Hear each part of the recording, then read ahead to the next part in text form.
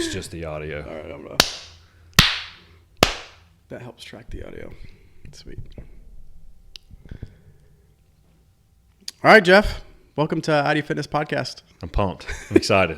So just to give our viewers and our audience what we're talking about, we're going to talk about boundaries, our faith, and then also his leadership tactics that you have, because me and you always talk about leadership and how to lead people well. First, let's just start off super basic. Where are you from? How'd you get to the position you got into? And just give us kind of like a fast-paced story of where you're at. Yeah, so grew up in this region, New Albany, Pontotoc. Dad was a pastor, so we moved a lot, but stayed regional. And then got into law enforcement when I was 21. Was about to marry a girl who was getting out of nursing school, and she did her preceptor here at Oxford. And so we really didn't have any connection here, but she did through work. And I got a job as an officer at Batesville PD in 2003, and then I went to the academy with like 6 guys from Oxford, and they were just a cut above all of us. I mean, you knew when they spoke, you knew when they were in wherever, like they stood out.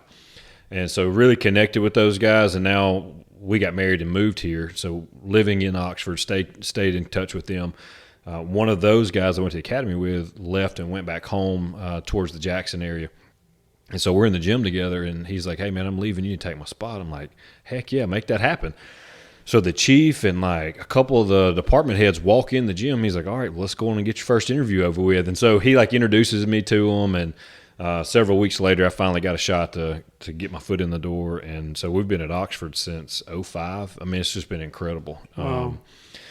Just through my journey, Oxford is such a unique place because there's options, at OPD. There's so many things you can do. And start out on patrol, loved it, and then did DUIs for a while, which was super fun.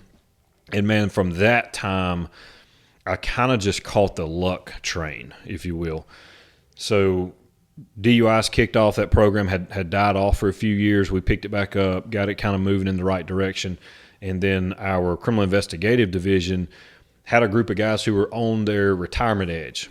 And so one guy was retiring out, and I was very fortunate to get that spot, youngest guy in there. And they were teaching me everything that they had done over, man, their whole career. And so How old were you? Maybe 26, 27. Oh, wow. I was young. Okay. And then just, man, by just life, just the way it worked out, they all slowly retired out in a couple of years. And so I just kind of got to just stay where I was and just kind of slide up a little bit. My boss in CID became our deputy chief. And so then that allowed me to somewhat oversee our criminal investigators. And then did that for a period of time. And then our deputy chief takes a chief's position in his hometown, which then created this new turnover in administration. And so this was 2014. So I was probably 32, 33-ish, maybe a little older. And I got a chance to serve as the major of operations on the administrative side that oversaw patrol and then like CID and then our ball games, big details and things like that. So I did that from 2014 to 2019 when Sheriff East ran for sheriff. He took a leave of absence, and then I got to be the interim there for a year. And so did the interim side for 2019 through the election. So once he was announced, then I got the official nod late in 2019, and then so 2020 till today, I've been serving as a full-time chief. And it's just weird how it kind of lined up. It's just, I tell everybody, man, it was just God, but just so fortunate the way that you stepped in your career. I mean, I had no idea I was going to CID, and in a matter of years, that whole team retires out. I mean, that just doesn't really happen. Yeah. Just very fortunate and blessed, and I think that's where, like, my personal style is I try to give it back so much because I've been so blessed in the things I've been able to do. Wow. So kind of go down the list of commands you have at the police force. So it's like you start with the chief, and then what's below you, so that way we have a general idea of how you move. Yeah. So you'll have chief, deputy chief, who, he's your number 2, handles everything from the day-to-day operations. If you're out, I mean, he's the chief, okay. Right? And then for us, we have 4 captains. So you have a captain on patrol, a captain over CID, a captain over like administrative duties, Then we have a captain over downtown, and then they all kind of wear like different sub hats that they have to touch. So you have captains, and you have lieutenants that run other units, and then most of your units will have a sergeant that is below the lieutenant, and then you'll have a corporal who's kind of your up and coming learners, your junior leadership level, and then you have your line officers from that point. That's what's funny too, because that's where you see the viral videos of like, wait till your sergeant gets here. I'm going to talk to your sergeant. That's right. So I was trying to figure out who they're waiting on.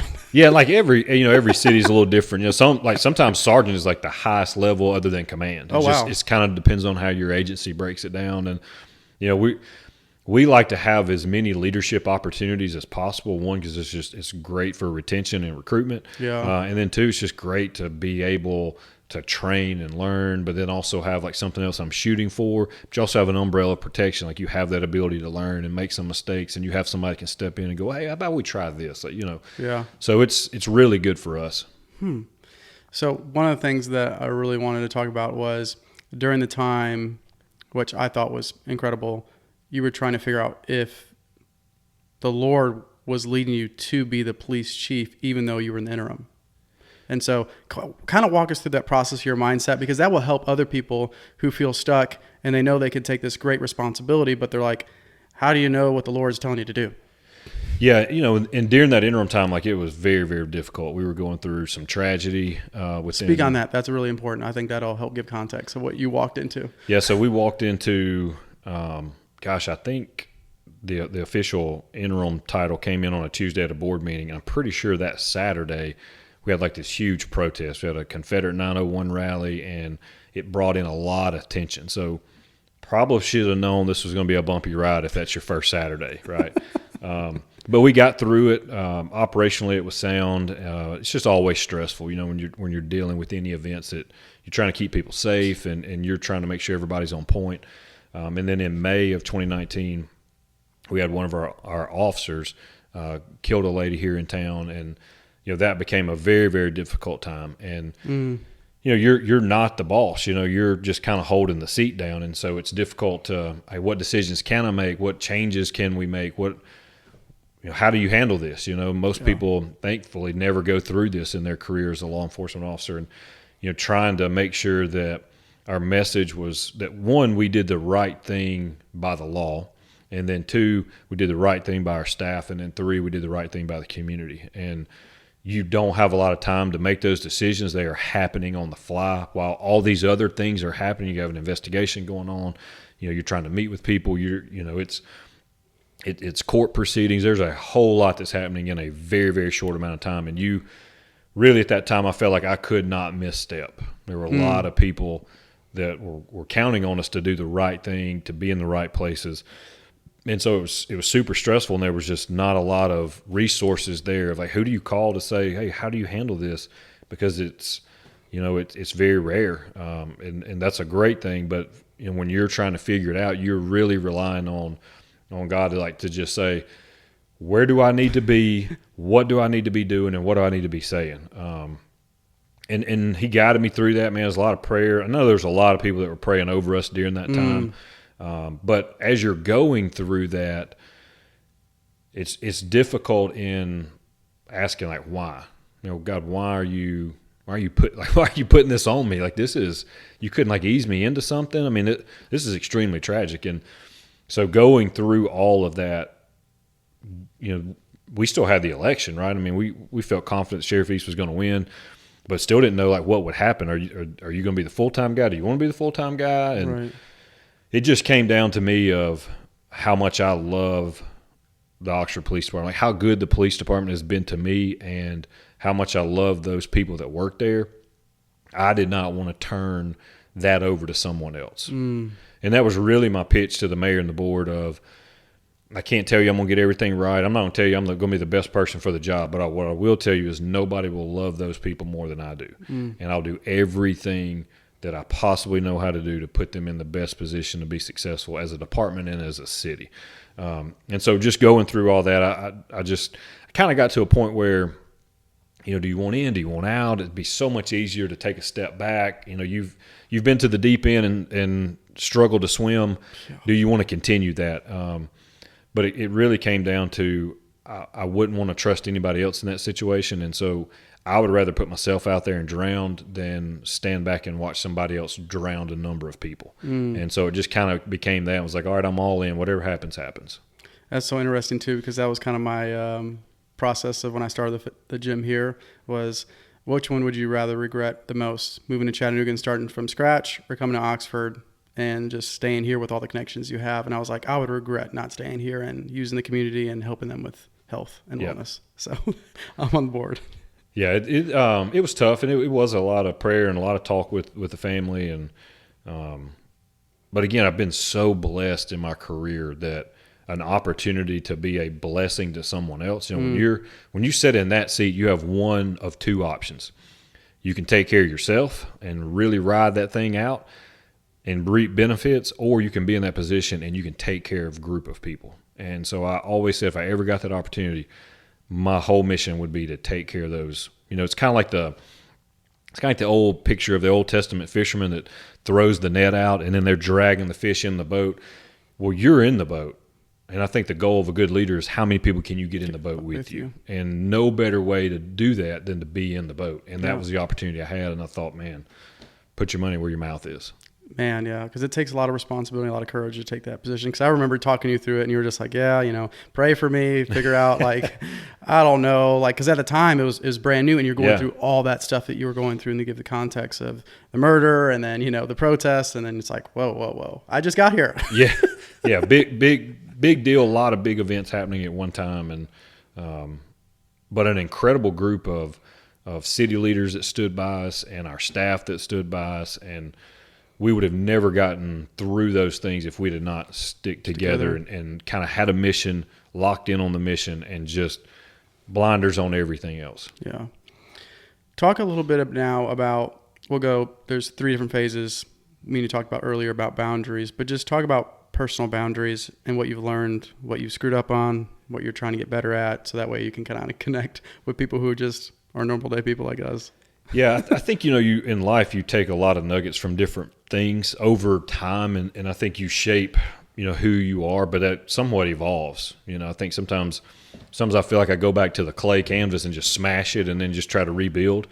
But Sun Tzu said, you know, if you don't know yourself and you don't know the enemy, then you can never expect to win the battle, right? You can know yourself and not know the enemy, and it's like 50-50. If you don't know yourself and you don't know the enemy, you're not winning anything. Nope. But the moment that you know you, and then you know your challenges, now you can be successful in whatever you do. That's good. And so I took that and I said, okay, what makes me tick? What brings joy to my life? What are things that I can put in my life that are going to be hindrances or that's really going to wreck me? And then how do you build boundaries around that? Because sometimes, even with joy, like you can have too much of that to where you're not taking care of other people. You're just absorbing you, and you. So for me, it is I have to know myself, and then I have to set boundaries for me. And then now I kind of parse that out to, okay, I have to have time for the girls, and then I have to have time for work. Because you have 2 girls. Yeah, 2 girls and a wife, and a dog that's a girl. I mean, everything I got in the house is female. I got no guys. So, yeah, it's completely outnumbered. It's tough some days. I watched like 6 hours of Gilmore Girls yesterday, so we can edit that part out. But no, I like that. Yeah, like that. Hey, come on. Man. I grew up with sisters. I'm gonna rent a guy friend. I don't know what the heck's going on. But so I got to where I write 6 things in my journal every day, and those are my boundaries. That if I'm hitting those markers, I really feel like as a husband, as a father, and then as an officer, I'm doing what I need to do. Okay, and so those 6 are 1 Peter 5:2-6 is number 1. Don't use your position to lord it over people. Use your position to help others. Whatever you do, you use it for others. God will take care of you. In time, it'll work out for you. But always, it's an others first mentality. And then Proverbs 2:7-1:7, iron sharpens iron. If you come in my office, you'll see these weird things that say 1P 5-2. You wouldn't know what it is. Like looks like a passcode to something. But so then Proverbs 2:7-1:7 is iron sharpens iron. I want to take that and how do I be a better husband today? How can I be a better father today? And then how can I be a better officer? Those 3 things. Everything else kind of works around that because if I do those things really well, I'm a pretty healthy person. And then joy, which is just Jesus, others, you. Just always, if you want to find joy, it's always in when you're putting someone else in front of you. I said this once. I've never been thirsty when I'm handing out bottles of water. And I've never been hungry when I've been passing out meals to other people. When you're focused on other people's needs, the things that maybe you want or you need, or we can all whine about certain things, they kind of go to the back burner when you're thinking about others. Yep. Because then when you're thinking about others, you're like, dang, I'm pretty blessed. Like, I need to appreciate what I do have. And then, so that's kind of personal, but then we shift into a dynamic of, you can put these at home and you can put these at work. One is positive culture. Wherever I am, I want people to want to be there. Like if they're coming to work, when we say this all the time, when you crease that door, we want you to love being here. We want you to love being in a place where you know people care about you, they care about your family, and they want you to grow in your career. We want people to want to be here. But that also works at home. Like when the girls get up, when they come home, do they want to be home, or do they want to be out hanging out with their friends or doing other stuff that has nothing to do with you because you're just hard to deal with? I don't want that. So positive culture, and then questions are greater than reactions. As a parent, as an officer who's leading a lot of people, there's going to be mistakes made, or there's going to be perceived mistakes made, and if we don't handle those right, we can fly off and make a really poor leadership decision. The girls may come home and say, this happened, and I'm like, are you kidding me? And you lose your mind. Same thing with an officer. Rather than, you could still have that "are you kidding me" moment, but I sure do like to have the data to then say, why didn't we do this, this, and this? Because it's happened to me before where I have that "are you kidding me" moment, and then they explain why that happened that way, and you go, yeah, I wish I'd have known that. I wouldn't have reacted that way. So questions are always greater than reactions. I think sometimes as leaders, we feel like we need to react because that gets people's attention. But the truth is, you can still react, but you can do it in the right way and get the end result. The goal is always the end result, right? Changing the behavior or adjusting the policy or procedure, but just losing our mind to get people's attention to gain that result is probably not the best path we want to go for longevity. For that person, the organization, the family, whatever, there's always the snowflake that led to an avalanche. And we never know when that snowflake is that snowflake. So if we have that idea in our mind of, whoa, I'm going to control me, right? Sun Tzu said, if you know yourself, well, I know I can pop hot, but I also know I wouldn't want somebody to do that to me. And that's not a good work environment that I want to be in, or a family environment I want to be in. So if I take time to ask questions, collect the data, then let's build a plan to fix the problem. We still have the same result, but we treated people better. And that's always the goal, right? And then the last thing is just encourage. Did you end your day at some point encouraging someone before the sun went down, right? I feel like I'm paid to encourage people because of the job that I'm in, but I also feel like God put me in a place where every day I get a chance to help somebody.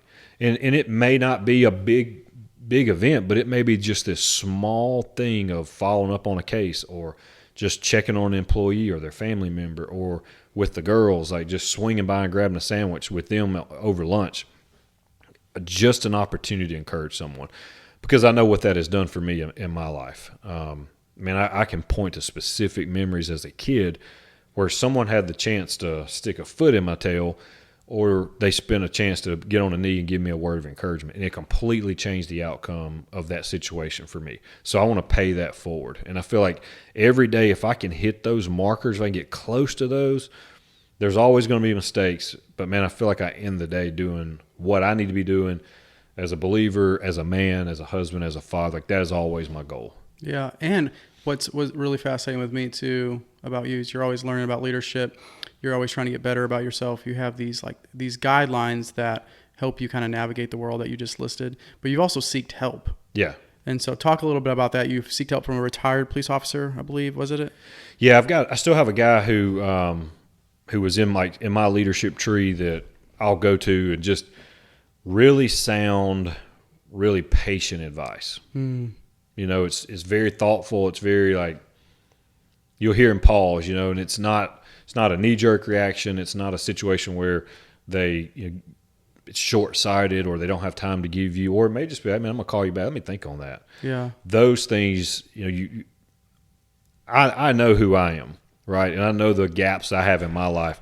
I want to put someone in who can fill that gap where I'm a fast, let's move, let's get this done. This person's right the opposite to the point where I'm like, I want to drag this guy. Like, but there's a process in which he uses that I need because that makes me slow down. It makes me think. It makes me look at angles. It makes me look at bigger picture. Those things are huge. When you're in my line of work, I can make a fast decision that'll fix today, but that may jam up a process in 3 weeks from now. Yep. So those things are just being able to find people that will help your weaknesses, or where man, this brings me a lot of anxiety. I've always got an out of someone I can call, someone that's like, you know what, I struggle with this. So when it gets overwhelming, let me call someone who's now going to do what? They're going to encourage me. Well, what's in my tree? That encouragement. Where did that come from? Somebody did it for me. So when I know my cup is draining, I need to go back to someone who's going to help fill it back up. That is so good. And one of the things that I've noticed just being a believer too is believers who really, really struggle with anxiety and depression to an extreme degree where it's hard for them to wake up in the morning or deal with situations is they're in isolation.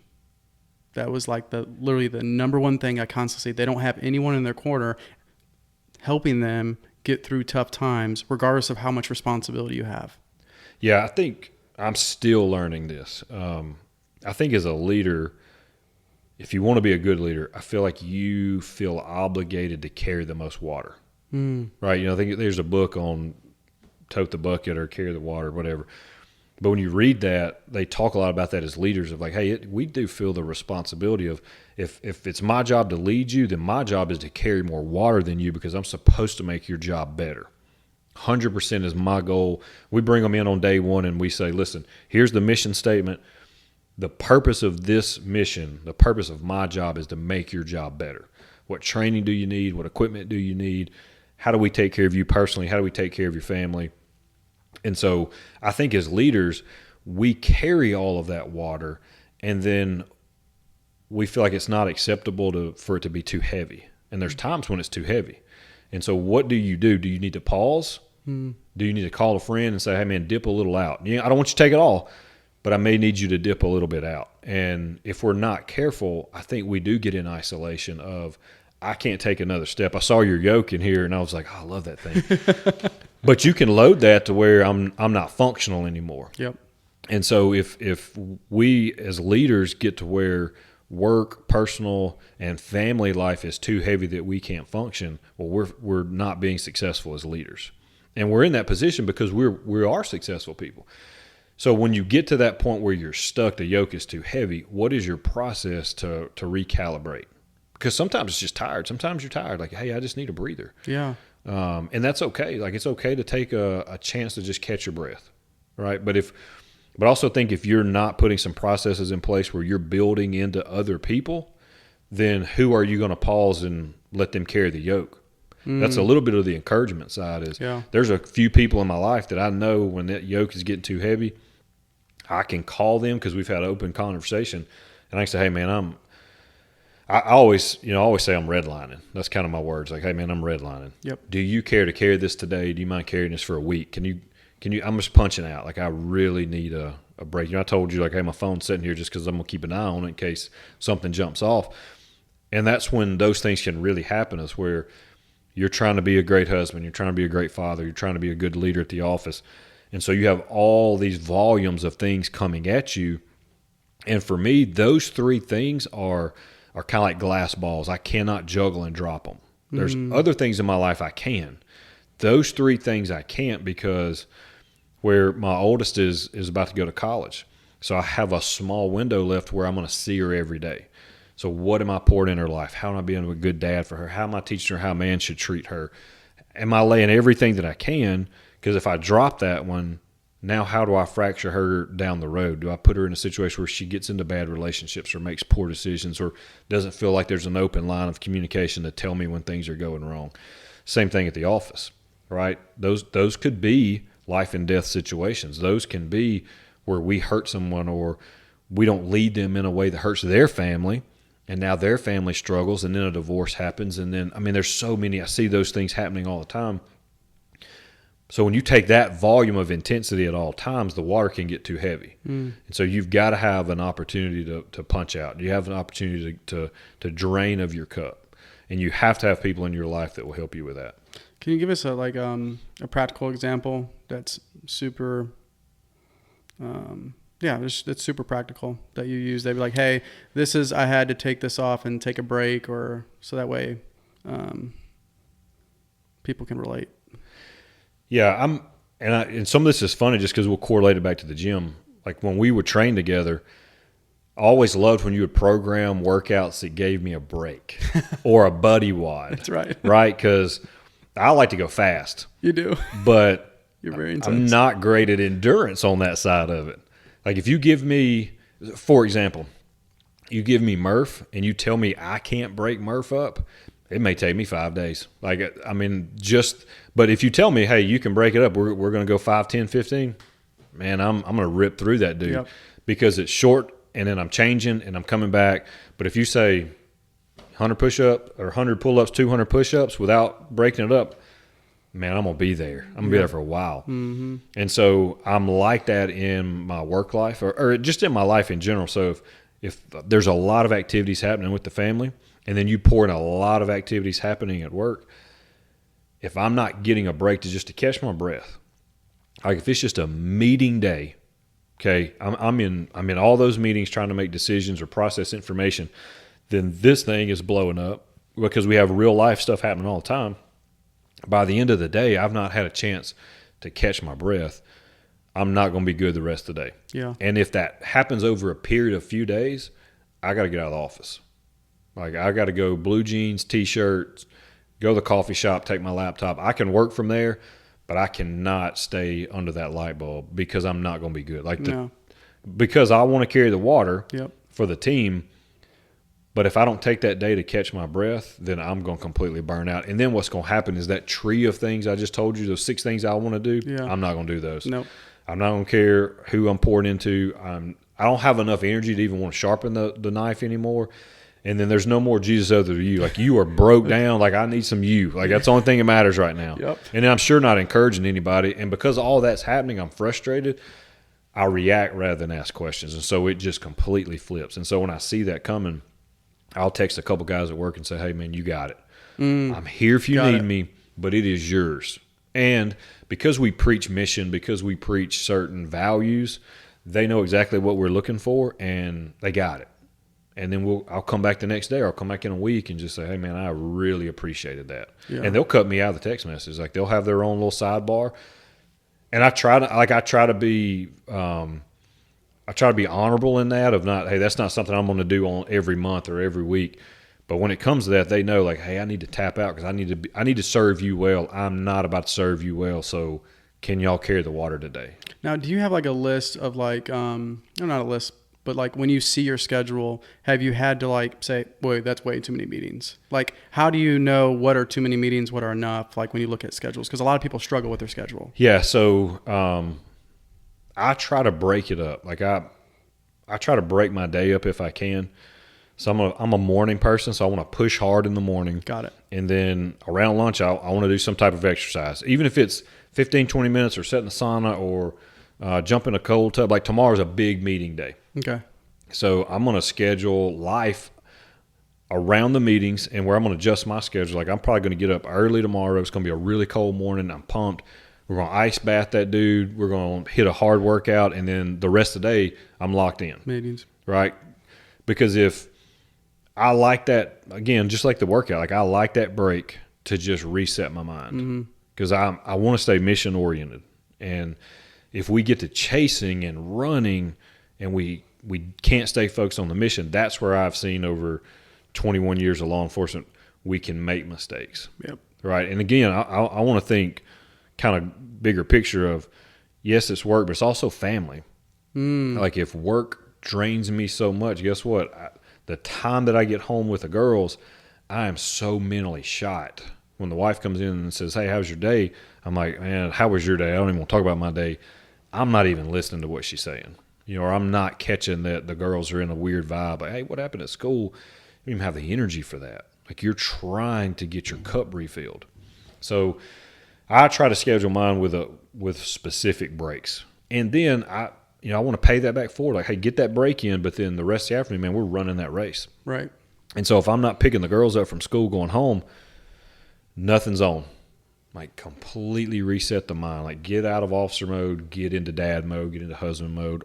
And there could be things we got to do when we get home. Like, we may be running a cheer, we may run in soccer. But you've got to transition, and you got to have enough juice left for them. Mm-hmm. Because if you're running so hard you have no juice left for them, you ran the wrong race. And I don't want to run the wrong race. I would rather not be in this race if I'm running the wrong race, if that makes sense. Yeah, that makes a lot of sense too. That's one of your, like, what I call, like, check engine lights on your dashboards. It's like, if you come home and you can't talk about your day and you're not listening, and then also if you can't, like, listen to your girls, like, that's how you know you've redlined at work. Yep. And that's, I think, really important for males to realize, like, there is only a certain amount of energy you can put into work, and there's such things called, me to talk about, is decision fatigue. Yeah, yeah. And so that's a thing too. There's only so many decisions you can make a day, and if you can't come home to your family and serve them, you're probably putting a little bit too much at work. Well, and it's like, so in the fitness world, metrics matter, data matters. Like, okay, if I want to be better at Murph, then I need to get stronger, but I really have to get that muscular endurance built. How do you do that in your personal life? Right? You can't always treat it like at the gym where I'm just going to go harder. Okay, well, maybe your fitness needs to dial in. Maybe your food needs to dial in. Maybe your sleep needs to dial in. But take that same mentality. If you want to sharpen the edge in those three spheres, how do you do that at home? Okay, well, then maybe I have to reduce a meeting. Maybe that's good. Maybe as a leader, somebody else can go to that meeting. I can trust them to go to that meeting. Well, guess what I've done? I've put them in a place of influence that is now creating longevity for them. Well, now you've encouraged them, right? Now you've made a positive culture because they're more involved, and now you're lifting somebody up, as you said in your first tenet you want to do. I just pawned a meeting off that it helps me to have breathing room for the family when I get home, but I also just did 3 of the 6 things I want to do by letting somebody else go and lead. Man, that's good. Incredible. So finding those things of, you have to know you, Yep. okay, and when you know you, find your weaknesses, but you got to come up with a game plan to get better at them. And it can't just be, I'm going to run harder. Right. Oh, I'm so glad you brought that up. You know, like, Yes. I'm not going to get better at running just by running harder. I'm probably going to get injured. I'm going to get frustrated. Yep. And I'm probably going to be beat up. Yep. And I don't want that. There's a smarter way to go about attacking our goals. And we talk about this all the time, me and you at lunch. Delegation is so hard. Yeah. Yeah. I kind of have a, you think of it like this. Again, it goes back to, we want to carry the water, right? As a leader, you need to be leading from the front. But if you don't delegate, 1, how do they grow? And then 2, guess what delegation also does? It stretches you as the leader, because it makes you trust, but it also challenges me to be a better communicator. Because what matters in this meeting? Like, I can't go to all the meetings. I can't be on every scene making decisions. So what are the big check marks that matter to us? What are those glass balls that we're juggling? We don't want to drop these things. Let them grow in everything else. And so that challenges me as a leader, manage my time, have meetings that matter, and tell them what matters to us. We communicate well, and then go trust them to get it done. And then if it doesn't, let's go back and debrief it. Let's figure out. Let's coach them up. Let's award them the same thing that somebody did for you. Like, hey, you screwed that up, but it's not the end of the world. Let's go fix it and do better. Get back out there. Yep. It's not a crap. Pull them out. Stick somebody else in, because someone didn't do you that way. They gave you that second chance. And that goes all into our mission statement. We talk about compassion. Like, you wouldn't be here if somebody didn't give you a second chance. Nope. Why are we not affording that? But it also just makes us better as a leader. Yeah. Man, that's good. Talk about nutrition. Like, what you do for nutrition works for you, because you messed around with some diets. Talk about the Pop-Tarts. Because I think you have, in my opinion, from coaching you, is you have really good boundaries around food. Like, if you want carbs, you eat them, and you're just making sure that you get your protein in the day. And so just talk about, like, where you've come in the nutrition aspect and how important it is. Yeah, it's huge. One, because fitness is just one of those things I love. And so when it gets kind of out of whack, it kind of shifts me and who I am. So I do like to be structured. I like to stay not strict, but I like to have a plan. I like to have a guide. So in the morning, I know what I need to eat to stay healthy to kind of get my day started. And anybody that's been around me a period of time, they know exactly what I'm going to eat and when I'm going to eat it. Which I'm not sure if that's super great from the fitness side. Like maybe you need to deviate a bit. But I've had fun doing different fitness competitions, and they all push you. We do a law fit thing where you need to get really, really light, but you need to be really strong. And do great pull-ups. Well, that takes a lot of muscle and energy. So the challenge of doing a heavy bench press, but being as light as you possibly can, because one, what you weigh versus what you press matters in your score, but then also gets your pull-ups higher, makes you lighter on your run. So there's a lot of benefit to it. So that really taught me a lot of how do you eat healthy, but keep your proteins high. And then when we're done, we want to get stronger and put on a little more weight. And so I've been able to do this for a number of years. And then you kind of craft, instead of doing this, which can sometimes happen, and you go really high, then really low. And what I have found is if I want to be successful at home and at work, I can't get really low because, one, I'm not paid to do fitness. So going too far into that pain cave is not healthy for me. That is so good you said that. That doesn't help my family, and it doesn't help. Right. The girls want to go out and eat. And so if I'm in this real, real low of no, I can't do. Well, now they're frustrated, right? Because we're not going to eat ice cream or I'm not going to participate. I'm going to stand over here. And, and the truth is if you can stay consistent and know what you're doing, you can deviate. Go have fun. I'm not going to CrossFit games. It's not happening. So I'm not worried about chasing Rich Froning or whoever. I'm over here trying to survive a 5K. Why would I not go get ice cream? We'll run it off later. We'll do wall balls till we hurt. But so for me, I'm gonna do eggs. So I'm gonna try every day to hit fish, chicken. Then I'm probably going to have some type of different meat. I want it to look different throughout the day. And I kind of start light and then go heavy. Just because I'm probably a lunchtime workout guy, or it may change early morning or late afternoon, but it's typically going to be that lunch. So I'm pretty light up into that point, and then I go heavy the rest of the day. I'm going to eat salmon because it's just quick and easy, and I'm probably going to be on my feet eating. And then I'm going to eat some chicken, and then, man, depending on how I feel and how the workout was, I may just go stupid heavy that afternoon. But it's because I need it, and then if I see physically that I'm kind of going over that, I know where to pull back from. And then vice versa. If work is really heavy and the family's really heavy, and then the workouts are not, I'm probably not properly fueling myself. So then I need to get in and gauge that of, hey, I probably need to add here. So what if I'm 2% less in body fat, or I hit a certain number on the scale, but I feel terrible, and then I'm also responding to you poorly? That's a wrong race I'm running. Yep. Maybe when I retire, maybe I get into that and have a season where I play with some of that and just have fun with it. But when your family and your work family is counting on you, then I need to be optimal as best I can at all times. Yep. That's one of the things too that I really liked about your nutrition. You knew what you wanted to do at the end. You knew the goal, but you're also like I just make sure I get enough protein and everything else will work itself out. And it's really simple. There's so many free apps and resources out there.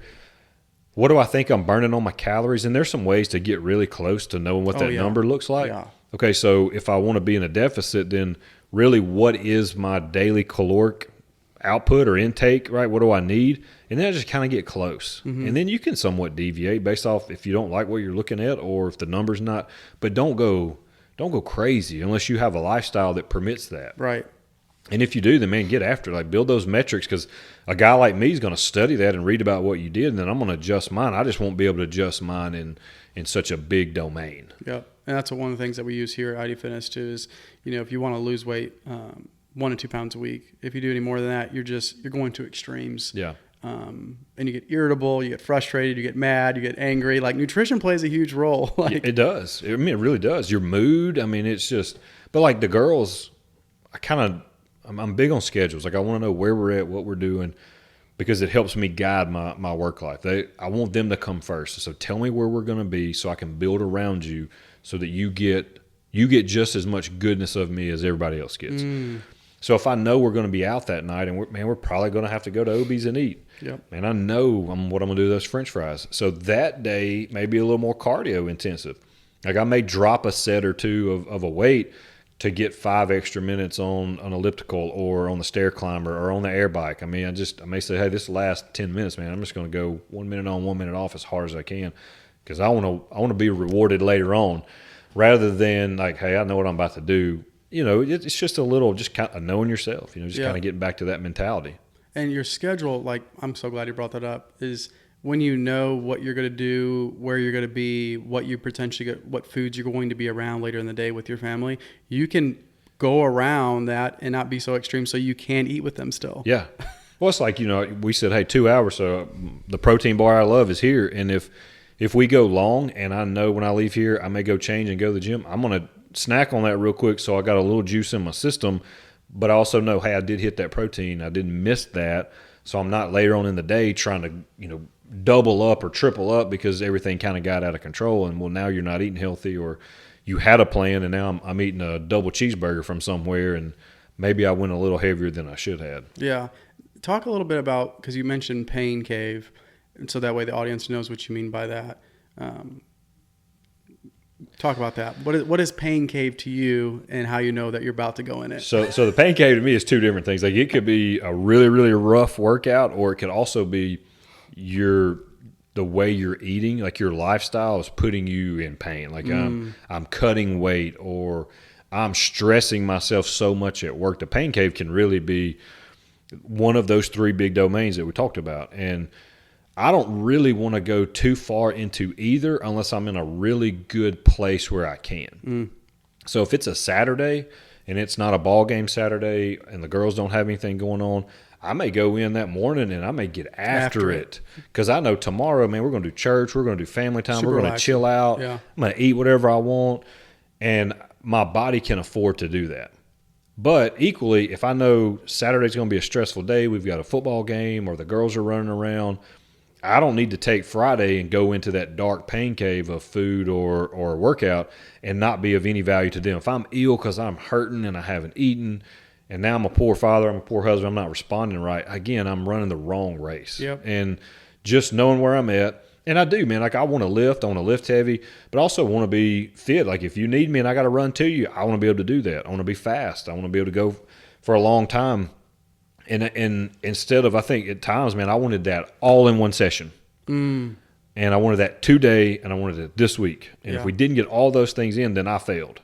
And the truth is we all kind of have a baseline. And if I can stay in that baseline and then just, I think, is it James Clear that wrote Atomic Habits? Man, 1% better today. Just 1% better today. I think me and you read that book at the same time. I think we did, yeah. And so if I can take that mentality of 1% better every day, then I don't feel like, I need to get my Karen down to 4 minutes by the end of the month, which is going to kill me. Like I'm going to destroy everything I got. But what if I slowly get better at that over a year or over a season, or maybe this lift I want to improve, and I take my time to healthily get there. One, I'm not destroying my body, I'm not destroying my time, but also mentally I'm not wrecking myself that I have to hit this thing that is not the only thing in my life that I want to be good at. And so just slowly being what I need to be. And I think we can kind of deviate from that from time to time. Like our goals get off. Yeah. And I think when that happens, you go back to Sun Tzu, you're out of balance. And if you ever get out of balance and you don't check yourself back in, we're running that wrong race. And I like that because it's every time you're talking about this, you have like these check engine lights that you've learned from your experience. Like you're just like, hey, like if I'm super irritable and can't do my job responsibility, like if the stress is too high in my training or my workouts, like the intensity is so high up that if I do that, I won't be able to focus at work because I'm going to be exhausted. And there are workouts that do that. And so you have to be super intentional around that. And I think, man, that's powerful. I think there's times where, and just me personally, not happy with who I was in that moment caused me to want to be something great in a different sphere that it wasn't going to happen. There were times that I would train so hard, and by 2 or 2:30, I'm done for the day, mentally and physically. and there wasn't enough food and not enough caffeine to get me there. Yeah. And so what I learned over messing it up was I was really poor at home and like tired, irritable, did not want to deal with any drama, and that's not real life.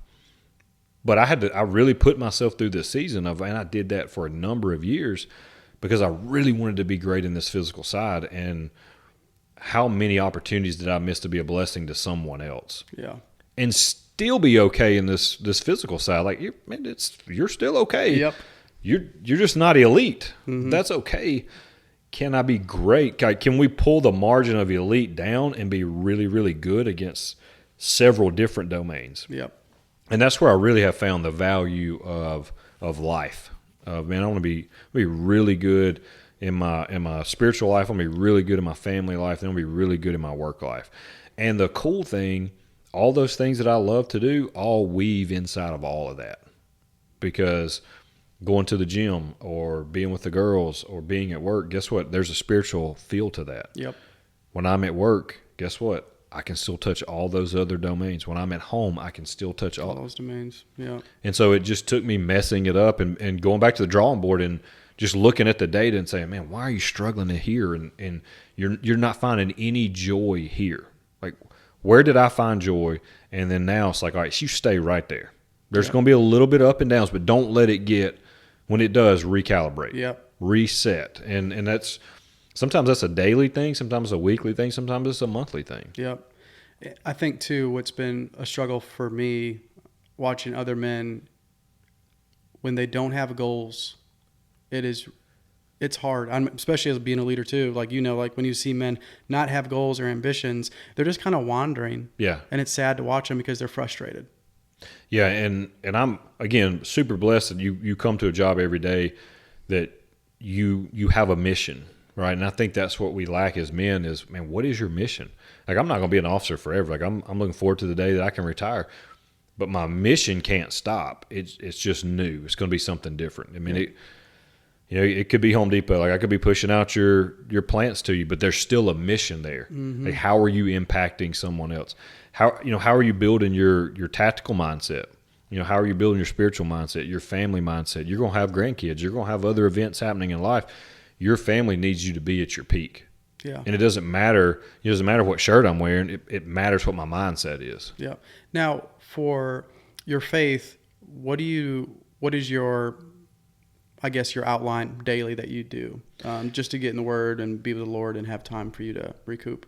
So I'm going to be up early in the morning. I'm going to try to beat everybody up just because when I get moving or when the girls get moving or when the office gets moving, everything kind of has to adjust. And so from that early morning time is just kind of me time.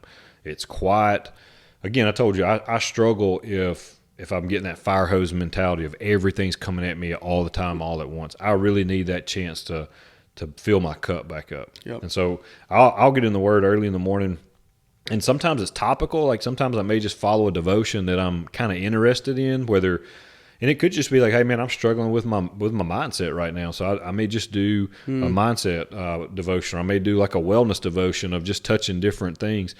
And then I just came out of Jeremiah where I just read the whole book, but I read it like a cop. And so I take multiple highlighters. Yes. And instead of like just highlighting the whole verse, I'm like, oh, this is a cool verse. Like, yeah, but what word mattered in that verse? Like sometimes like I'm always intrigued by let. And so let gets a different color than the rest because a lot of times that's on me or you. Like God say, man, let me do this. Let this happen in your life. Well, we bypass let because let's on us, right? It's really good. And so I'll read and I'll read through the whole verse and then I'll go, all right, where are my key words? Shall. Shall's a big word in policing. There's really only one law that says I have to make an arrest, and that's domestic violence, and it says shall. If there's evidence of the crime, you shall make an arrest. So now I read the Bible and I look at it. Every time I see shall gets a different color because that's somebody saying this has to happen. Like this is a non-negotiable. Yeah.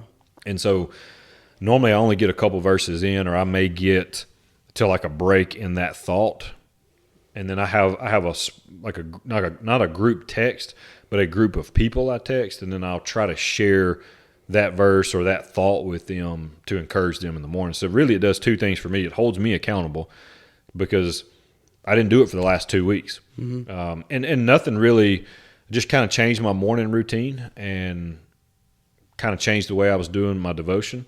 And I had several guys like, hey, man, you good? I'm just checking in. And these are guys who sometimes don't even respond back. Like, they don't even get a thumbs up when you send them something. But the moment you stop doing it for a period of time, they're like, hey, are you good? Yep. So one, it holds me accountable, but then it helps me hit two of my check marks. One, I'm sharpening myself that is going to impact my family. It's going to impact work. And then two, I'm encouraging someone. Yeah. So two of the 6 things I want to do get done before 6 o'clock.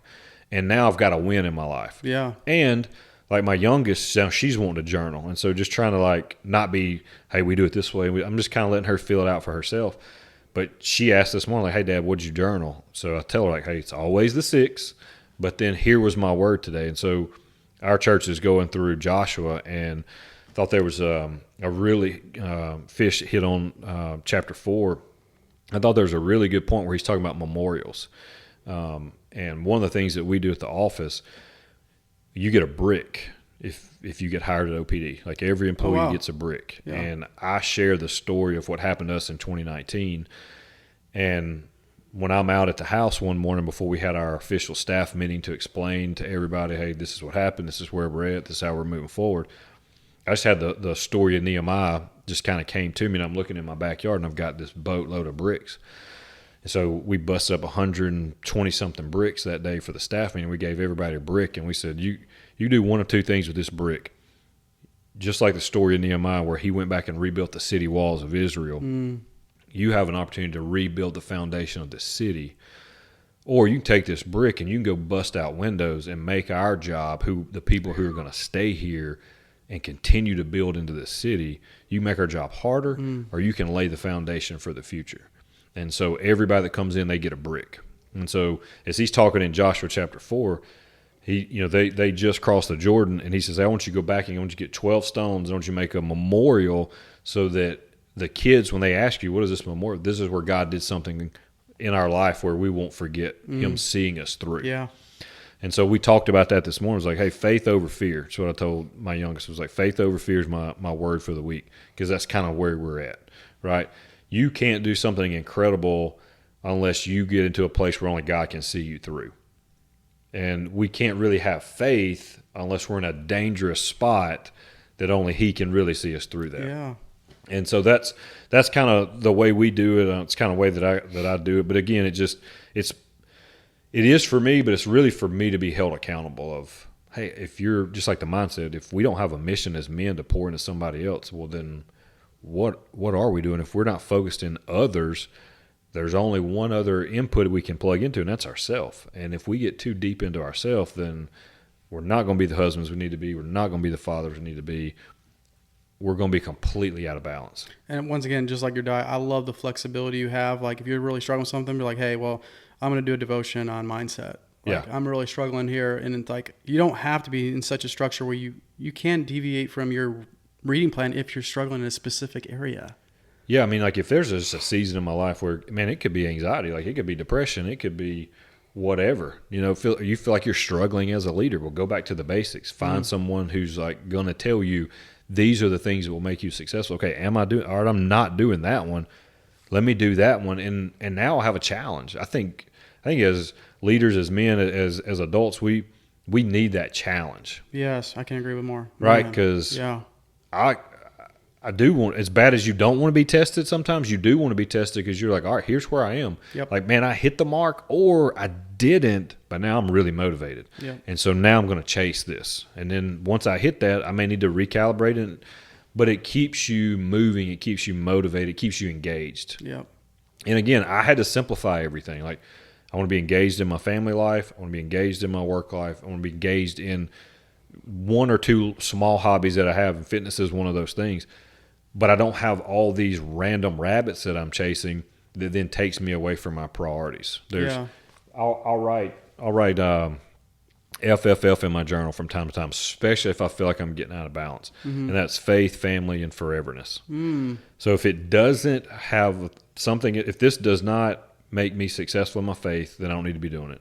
If it takes me away from my family, I don't need to be doing it. Dang. And if it doesn't have some type of forever aspect to it, I don't need to be doing it. And that's really good boundaries. And I can get lost in like, oh, man, I love college football. And we don't always get an opportunity to enjoy it because if Ole Miss is at home, we're working. That's right. Right. So, like last Saturday, man, I got 2 TVs on and I'm checking scores on my phone. And at some point, I have to go, hey, you need to pull back a little bit. Like the girls are here, they're engaged, the wife's here. Like I need to be locked in.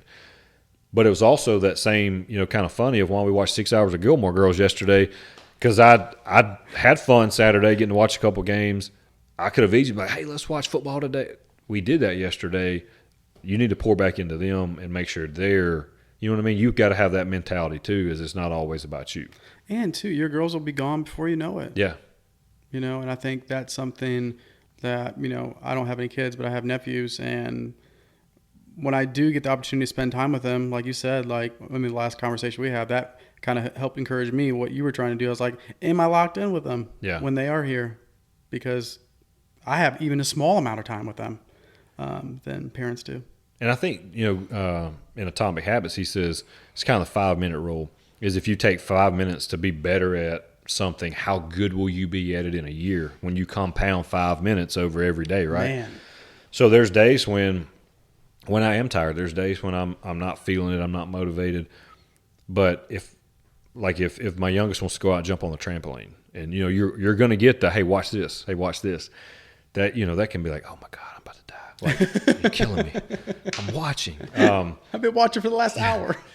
But what I'll do is I'll go, hey, I'm going to lock in for 5 minutes. And legit, I'll look at my phone and go, all right, hey, Timer, 5 minutes, let's go. 5 minutes, man. I got you. I'm going to lock in. And what happens is it turns into 15, it turns into 20, and then before you know it, whatever you were worried about or you were focused on has really faded away, and you're engaged. And you just had to promise that 5. Like you had to hold yourself accountable. 5 minutes, I'm going to be locked in. Or they may get distracted in 5 minutes. Like, hey, they've moved on to something else. Yep. But for 5 minutes, you gave them everything that you had. Yep. And so there's times where I take that just, hey, I'm completely engaged for 5 minutes, and we'll just see what happens. And more times than not, the thing that really matters happens longer than those 5 minutes. Yeah. You know what I mean? Like the thing you were worried about or you cared about, you don't really care about it anymore because it checked you and you're like, this is way more important. And that is such a good practical tool to use, which I admire of a lot too. Talk a little bit about, let's say, a busy week. You got a super busy week. We got football weekend. You got a lot going on. What does your fitness routine look like? Just give us like a weekly schedule. Yeah, I'm going to always want to hit I just love to lift. Like I just that brings me a lot of joy. Like it doesn't stress me out. It's kind of fun. You just moving weights and trying to sweat and then get out of there. I've done a couple of different things where I went through like a full body, like aesthetics deal where you do everything every day, but it's not taxing. It's like 4 or 5 sets of every body part and you move on. I like that. I like the old school bro split. I mean, I think I can really get in and dig in a muscle and get a pump or get a soreness, and then I'm not in there all day. Talk about the bro split so that people understand. I like what works for me is hit a total body group or maybe 2. But like Saturday, I went in and I wanted to focus on my chest. Mm-hmm. So it's not always about like heavy lifting, but it is just like digging in that muscle. So I'll take a lot of the CrossFit principles of you do need certain specific lifts where you need to be heavy in, you need to be strong in. Yep. So I'm in kind of a season where I want to work on my incline just because I don't do it a lot. It's not as easy. It's not as fun sometimes. And you get strong from that. And you get really strong, and it's just different muscle groups. And it's something different, so it's a challenge. So right now just kind of going through the 5-3-1 where you've got 3 weeks of week 1 you'll do 5 sets of 5 at certain percentage protocols, and when you get to your last set that day, it's as many reps as you can possibly do. Mm-hmm. Well, you'll recalibrate your max for your 3-3-3 of that week at different percentages, and then your last week you're kind of going up to that 95 and going as high as heavy as you can, as many reps as you can, and then you'll take a deload week on week 4. So again, you've heard my style. I like to press and then take a breather and then get back at it. That's a Windler, right? Yeah. Okay. Yeah. And it's been successful. Like I've seen growth in those things. And it's easy to follow, and it's short. Yep. So I finished that Saturday on my incline strength side, And then I just lowered it. And then I just started doing like what I call dig reps, where I would go to a full rep, feel it, and even pause some just to kind of let that muscle relax, and then just contract it up. And then my next one, I won't touch my chest. I'll hold it, and then I'll just kind of just pump as I'm getting it all the way up, and then I'll go back to that full. And man, it's hitting everything that but it helps that mind muscle connection of like touching that specific spot where my shoulders or my tries are not just engaged, and I'm missing the point of what I came in there for. And then I did some flat bench, but I took the same thing. I went a high rep of 20, 15, 12, and then just never coming off, never letting the muscle relax, just staying right inside that contraction. Time under tension, yeah. Yep, time over tension. Or we would do like what you and I would do, is just those slow tempos and hold, and then just press. And it's not always about the weight, the volume of it. It's just working that muscle till it's broken down and it's sore. Yep. But I'm also going to hit a fast cardio day. I'm going to hit a medium cardio day, and then I'm going to hit a long recovery cardio day. I like that. And that may just depend on how my body feels. Right. Like I may not be able to hit chest hard on like some type of CrossFit workout where I'm doing burpees or something that's going to engage my chest, hand release push-ups. But what I might do is that next chest day, I know I need to get a fast cardio in, but I also want to do my chest. I may go lighter on that dig workout, and then use that as a medium cardio day where I'll go 10 rounds, 10 calories on the air bike, 10 push-ups as fast as you can go. Mm-hmm. And what that winds up doing is I'm getting great cardio, but I'm also working that chest really hard, and it's burning those lungs. I'm out in 10 minutes, and nothing's beat up. Like I'm not aching the next day. Yeah. I'm not swollen. Like I'm probably not going to do chest, but everything else is game on. Like if I want to do legs or I want to do something, my back, hey, I'm good, and I plan it around what tomorrow is going to look like. Yeah. So that's cool. So you do medium, short, and long for your cardio, and you do a lot of weightlifting. Yeah. Yeah. And like my medium, like my short could be like I might get on the air bike and I'm going to do 3 miles, which to me is like a mile of running, but I'm going to sprint it. So I'm going to do as fast as I can for 3 miles on the air bike, and then I'm going to take whatever time it took me to do it, rest, and then I'm going back in it until I can't hold that pace. You and I used to do that a lot. Yes, that's really good. So when that pace would deviate 15 to 20 seconds, all right, I'm done. That is so important to know, too, just so the audience knows, too. When Jeff is digging and pushing hard in his intervals, which is interval training, you're also going to be able to maintain that for multiple sets. Yeah. And so that's his mindset going in. So if you're going into, let's say you're going to do that 3 mile bike, you're going into that thinking like, I'm going to do multiple sets of this. If you can only do one set, you went way too fast. Yeah. If you can't do another one at that same pace. That's right. Right? Yeah. Yeah. I want to think of like, if I'm doing a sprint around the track, okay, and I want to hit a certain pace, well, I need to catch my breath to be able to repeat that pace. And that's the goal, is just how many times can I repeat that pace within reason. Like if I'm having a great day and I'm at like set 7 or 8, I probably didn't go hard enough. Good. Yeah, that's really good. Yep. So the next time, and I'm big on like my watts. I know what my watts need to be to hit my certain time, and then I just track it on my notes section. So I have like a Metcon section on my notes. Yeah. And there's about 5 or 6 that are kind of my check marks. So if I feel like I'm out of shape, or maybe I want to get stronger, and I'm like, you know what, I'm going to reduce some of my cardio. I know what my time domains are on certain things, so I'll go back to it to test it. And if I'm like, all right, you know what, I'm still right there. Yep. I'm going to keep pushing on this thing, and I'm going to come back in 2 or 3 weeks. I'm going to test it again. All right, if I'm deviating now, then I'm just going to slowly adjust my scale a little bit. And what's cool is, once again, you're not going based off this feeling. Like, you're going back, this is what I did with my watts. This is how I performed. I'm actually not as bad as I thought it was. Even though I feel like crap, I still hit my numbers. Yeah. And I think that is so important in life in general, is not to be, your emotions and your feelings are great, but if you only solely depend on them, you're going to be in trouble. Yeah. And that's where data kind of comes in. Yeah. You know, and we use that a lot in the office of, hey, what are our metrics? Are we doing these certain things? Because we might feel like, man, we're doing great. You Right. look at your metrics, you go, no, we're really not. Mm-mm. And then vice versa. But I also like it from the mentality standpoint of, man, I may be doing great on cardio, but my pull-ups may be struggling. And I want them to be at X. Right. I don't ever want my baseline to get below this on a one-time jump up there cold, and I should be able to get this many. So when you don't get that many, well, guess what, man? Now I get to reset my mind and go, all right, we're just get after this because we can't let that. Well, guess what happens in a month? You go, shoot. All right, cool. Let's get.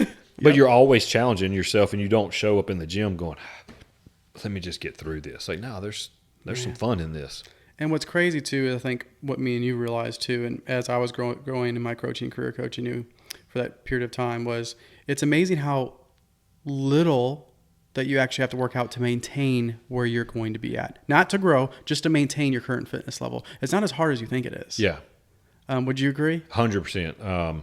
In so much as I tell everybody all the time, it may have been 2017 when we were really training hard. Like we were really getting after it. And we were doing one of the CrossFit open wads. And you're like, we're going to go real slow. And the time in my head, I was like, you've lost your mind. Like, we've been training so hard, and you're telling us to slow down. Yeah. And to the point where I was like, this is way too slow. Yeah. But what happened is people thought we lied when we wrote it on the board. They were like, there's no way no one in the gym beat y'all. That time. No, not even close.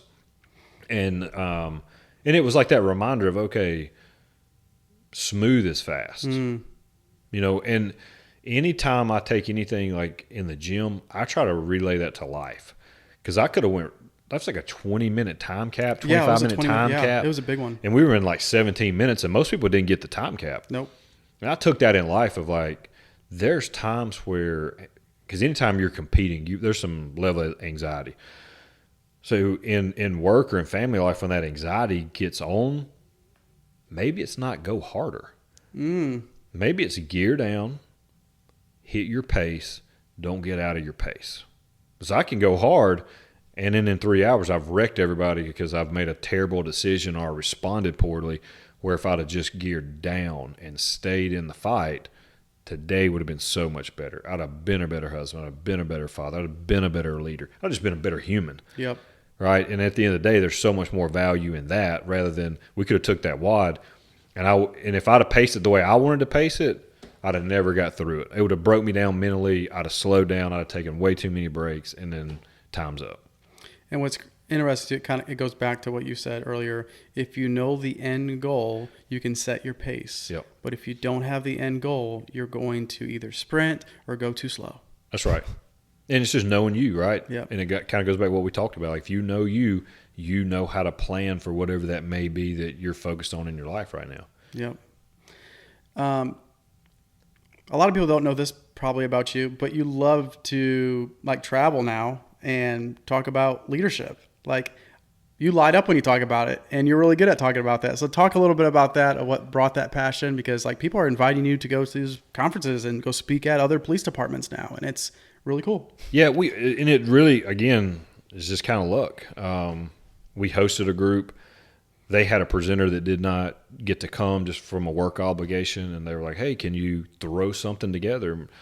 And at first I was like, nah, we don't really want to do that. But because I got out of balance, my schedule got busy, I forgot to schedule someone. So I call him, I pitch him a story, I tell him a little bit about what we had been through in leadership. And so he's like, hey, can you present it? And I was like, yeah, we'll figure something out. And again, just the way it kind of worked out, the auditor from the corporation is there, and he's auditing the class, and he's like, hey, do you want to go and teach this with us? I'm like, man, that'd be really cool. Yeah.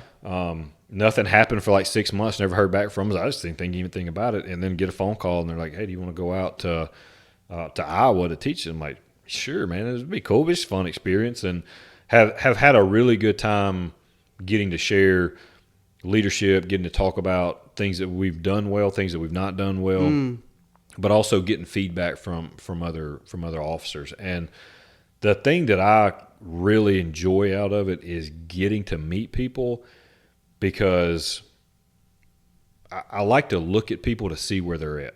Yeah. Like the cool thing about being in law enforcement, we get to talk to a lot of people, and you get to see people when they're in a really good place. You get to see people when they're not in a good place. And so you kind of begin to read people well. And to me, that's like the calling that really should be on all of our lives, of wherever we're at, what are we taking with us to give someone value? And that to me, we were at a city and got to share, and got to go to lunch with some folks that were putting the class on, and I'm always the youngest wherever I'm at. That's so funny. I'm always the youngest, and so we're sitting there eating lunch, and they're like, "Hey, I hope you're ready." And we're in a big city of like what I would consider tough people, and so I'm like, "What are you talking about?" And he said, "Oh man, they just ate the last guy for lunch." I'm like, "Man, y'all are pulling my leg, like y'all are trying to scare me." Like, no, like I thought we were going to shut it down. Like they ran this guy out the room. Holy cow! Which our presentation is very positive. It's very uplifting. Like but I really made sure we poured into the people in there that day of reminding them of the job that they're doing is so important, and so valued, and the things that they're doing are making generational impacts. I don't think we take that into consideration some days as officers because we just do this. This is our job. We come in, we do it, and we go home. Right. But if you do it right, you have a chance to change a generation. Yep. Like you can help someone out of addiction.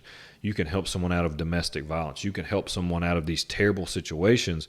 Guess what happens? If you can help get them out, the family that is coming, the lineage that is coming for generations are not going to fall into that same lifestyle. Yeah. And to get to share that with those people, and then when it was over, I'd never experienced this. They lined the wall, and I thought we were just going to do a handshake, but cops do this thing where they give you a challenge coin. Well, I've always just handed you a challenge coin. Well, they have it in their hand, and they stick their hand out, and they slap your hand. So it took me 3 or 4 times. I kept like dropping the coin. I was like, oh, shoot. I was like, okay, this is a rhythm. But it was really cool to know that, man, wherever you are, you have the obligation to pour into other people, to find a way, whether that's telling a story of tragedy or telling a story of triumph, that you can be a blessing to someone else. That should never be about you. It should be about investing in other people.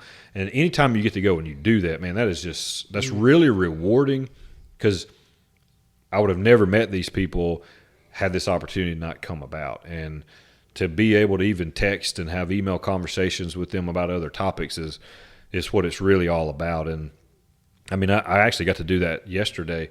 I'm outside doing my 5-minute thing, watching the trampoline, and I read an article on a Facebook page from a law enforcement publisher.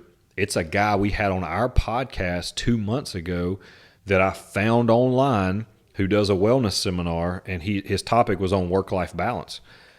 I don't know this guy from Adam. I shoot him an email, tell him who I am, tell him why I want to talk to him, and that I think his topic is incredible. I'd love to hear more about it. Guy fires one back a couple hours later. We get on a phone call, and this guy's doing just top-notch stuff out in California, took time out of his day to get on an early morning podcast to pour into our people. Wow. And so it's just, if your mission is to find a way to be better for other people, God's going to put people in your life that's going to make you better, but also encourage you to continue doing what you're doing. And it doesn't matter what field you're in. It doesn't matter what profession that you have. It doesn't matter how much money you're making. You can do those things wherever you're at, and you won't find any more joy or fulfillment than you will doing that for other people. It's crazy. Me and Ben talked about this in the last podcast, just from our coaching experience, and you're basically saying the same thing. I'm starting to notice trends. It's crazy how much little encouragement people need and how little we give it. Yeah. They just need a little bit. And it's funny. I mean, I've seen it on the spiritual side, but where it probably hit home most was just in the gym. Because somebody's like, hey, how'd you do that? What have you been doing? All right, let me give you the track I've been following, or let me tell you what worked for me. Or someone comes in after like Law Fit competition and says, dude, you cut a ton of weight. What did you do? I've got the diet in my phone. I send them the diet. Guess what? They come back and go, dude, that worked like that. So it's those things in your life that if you would take notes of what is successful for you and for others, and then build your personal blueprint, you have the foundation of success for you. And everybody's will look a little different. But those things, those check marks in life helped me. And at first you're like, all right, this works in fitness. But then when you open your eyes, man, this works in your family life, this works in your work life, this works in your spiritual life. Do those things. Try not to deviate too far on the margins. Do those things. And it's just those little things of sharing that information brought this person joy that then changed their lifestyle. Why don't I start doing that? Because that brought me a lot of joy to see joy in their life and joy in their family life. Okay, cool. Everything we do is going to be focused on this, because nothing brings me more joy than that. And what's crazy too is I can't stress enough of how important it is to take notes on yourself and journal. It is a game changer. It is. From the simple side of, maybe I'm not happy. Like maybe I don't feel fulfillment. Okay, well, let's figure out what am I doing. All right, you do that when you go to the doctor's office. Tell me all your history. Tell me all the things you're taking into your body. What medicines are you taking? But if we do that, if we take that audit in our personal life, you may find that anomaly or that person who is causing this drama, causing this grief, causing this chaos. Let's remove these things from our life. Then let's recalibrate. Did it get better? Okay, maybe it didn't. Okay, well, do I need to bring something back or do I need to readjust, take something back out? But you figure out what needs to be within your circle when you find that joy and that tweak, and then boom, you stay locked into that. Okay, let's talk on the contrary now. I like this where it's going. How do you know when you need to get rid of somebody? Get rid of, like, it could be a personal friend. It could be like, when do you know, like, this is taken away from my family? They don't want peace. They're just trying to hurt me. Yeah. If that person is not in it for the good of you and others, they can't stay long.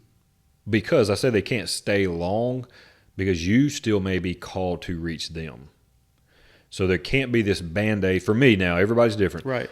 For me, I don't feel led to rip the Band-Aid.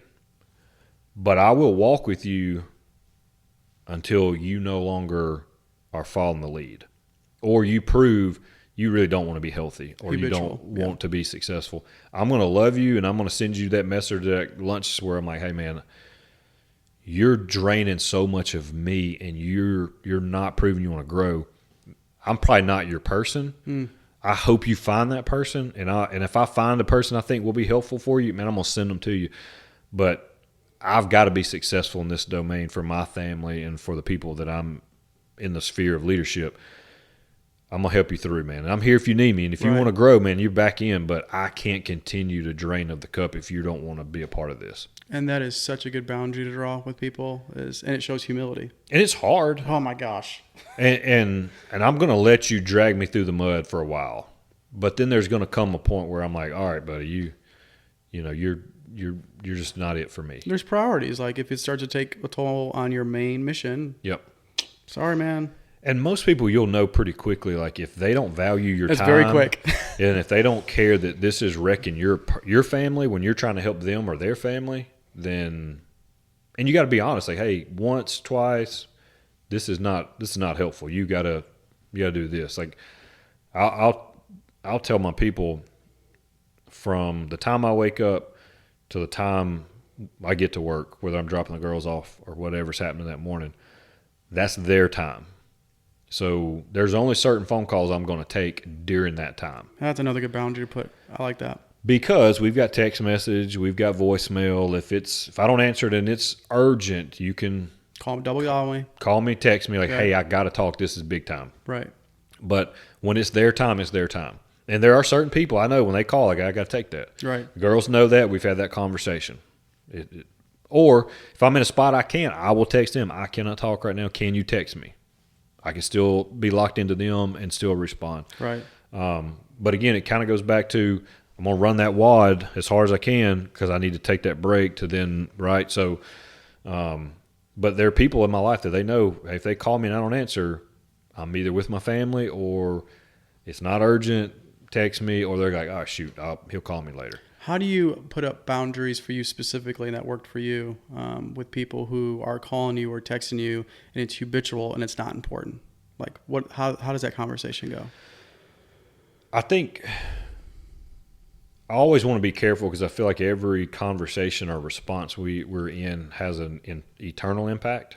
And I wish I got that right all the time, but same here. I do feel like if we're not careful, I don't ever want to miss an opportunity where my witness was shot so bad. I don't ever get to pour life into someone that, man, you show up at the end of days and you stand before God and he's like, yeah, I appreciate you being here, but we're going to watch a video clip of the people where you were supposed to influence to be here as well, but they're not because you didn't do what I asked you to do. Yeah. Or you wasn't in the headspace you need to be in that time. So mine's a little more passive where if I don't answer, I may not even respond till that next day. Oh, yeah. To where I say, hey man, I'm with my family. I'm sorry, but I don't like take it off unread, or where I keep the little icon up so I know don't miss it, because if I click on it and I may forget to go back. Yeah. It could be truly accidental.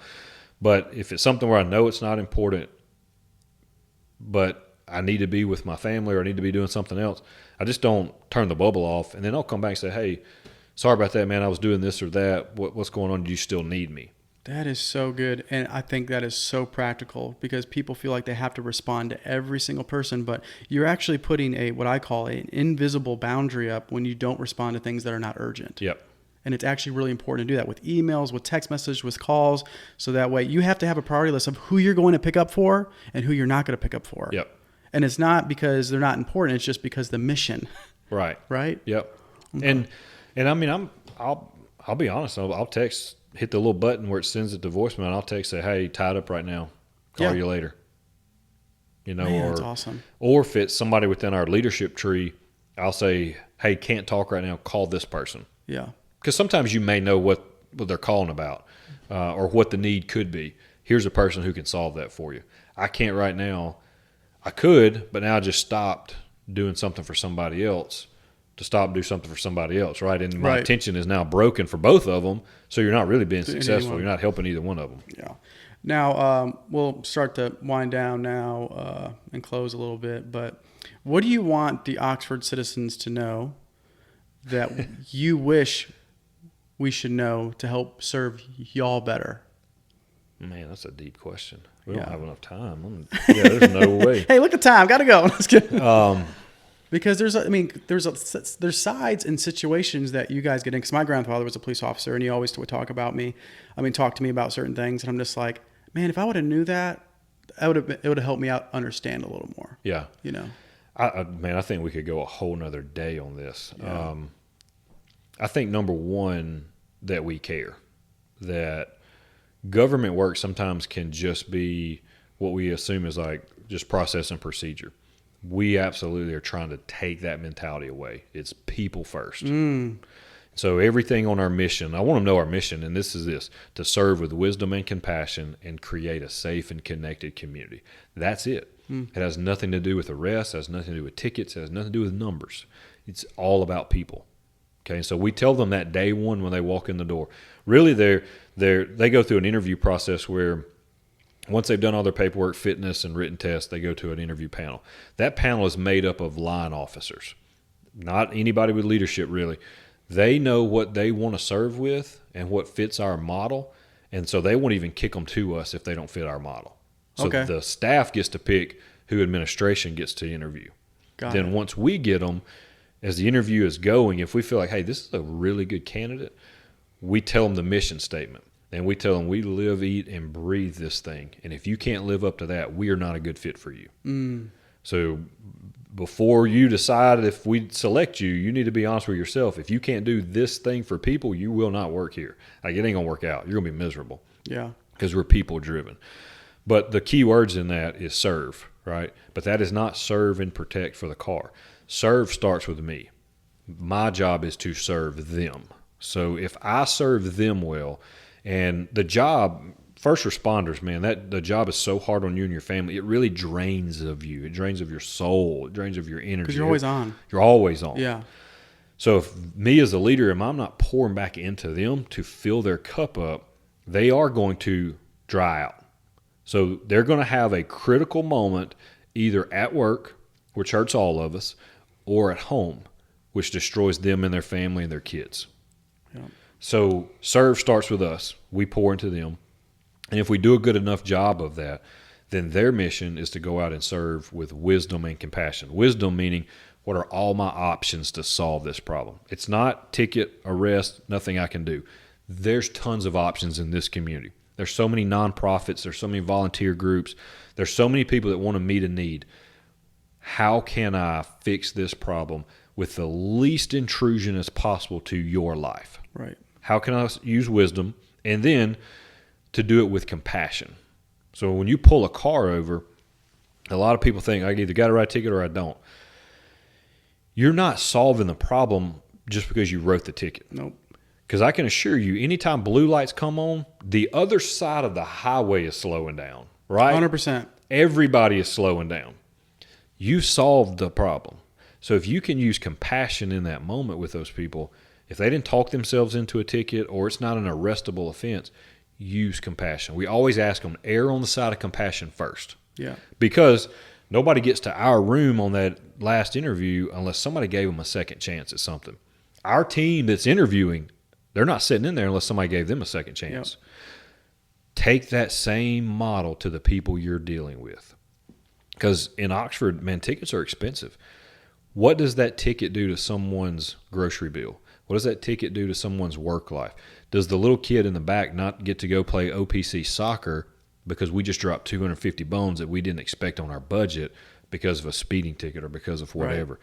What we do has such a larger impact than what we think in the moment. Yep. And you have solved the problem. That person's probably going to slow down. That's right. Everybody else, the 75 cars that went by in those 3 minutes, have all slowed down. Yep. Blue lights deter crime. Yep. We love blue lights everywhere. Yep. But not everybody needs to fall in the criminal justice system. So wisdom and compassion. Okay, so we talk compassion a lot. How do you balance that? Okay, because our job is public safety. So we have to keep a safe and connected community. Yep. And this is the way we teach it.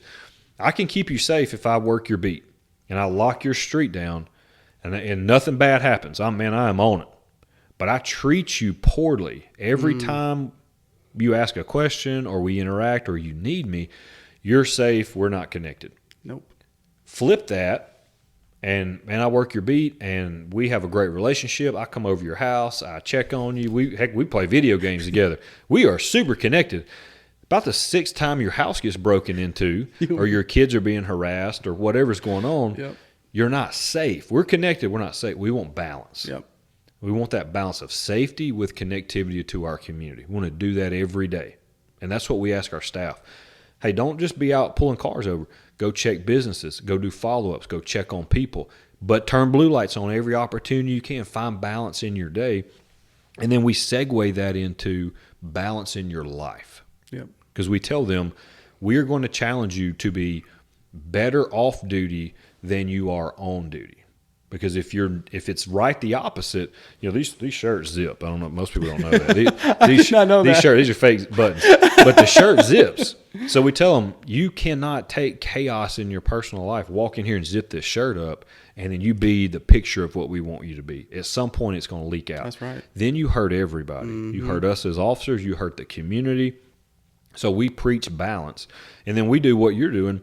We created an internal podcast that we bring on guests that just talk about, they talk about physical wellness. We talk about spiritual wellness. We talk about financial wellness. Ooh, that's a good one. How to build budgets and how to invest money and, how to use overtime but not spend all your overtime up where you're having to work more overtime. Because guess what? That last one's going to come in your social balance and wellness of when you're never at home and your family starts to fracture. You think you're working a lot now, go through the divorce, go through having to pay this extra money because we got out of balance. And it all goes back to our mission at work. Because what we learned in law enforcement, we have a standard operating procedure.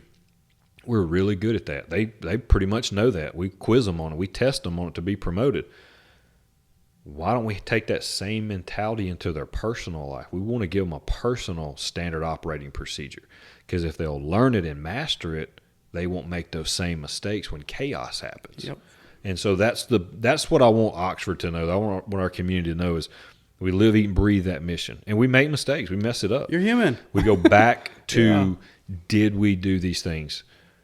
Did we use wisdom? Was it compassionate? Did we keep everyone safe and connected? If we did those things, we get it right most of the time. Yep. It's when we don't do those things, we mess it up. And so when we bring someone in to coach them up, we ask them those 4 things. Did you do that? And when they say no, that's why we preach the mission. Yep. And what's crazy too is I always view this as leadership now, and just being a part of Oxford too is it's like your staff below you is like your kids, you care tremendous about them. You want them to do well. You want them to succeed, but they're going to screw up. Yeah. They're going to make mistakes. And so that's not uncommon. And one of the things that me and you talk about all the time is one of the greatest attributes of a police officer or people in the military in general that I've run across, and just talking with my grandfather too, is they're very prideful. Mm-hmm. That's also a very good pro because they're going to be quick, they're going to be fast, and they're going to protect you. But that also, if it's not dialed in, it can control your life. You can get angry, you get bitter when your cup's not full, and you're not following your mission statement. It can really hurt you. Well, if you think about it, we talked about this earlier. From leadership, we want to carry the water. First responders want to carry the water 100% for everyone. Yep. And what happens, what we're learning is the average life expectancy of an officer right now is 59 years old.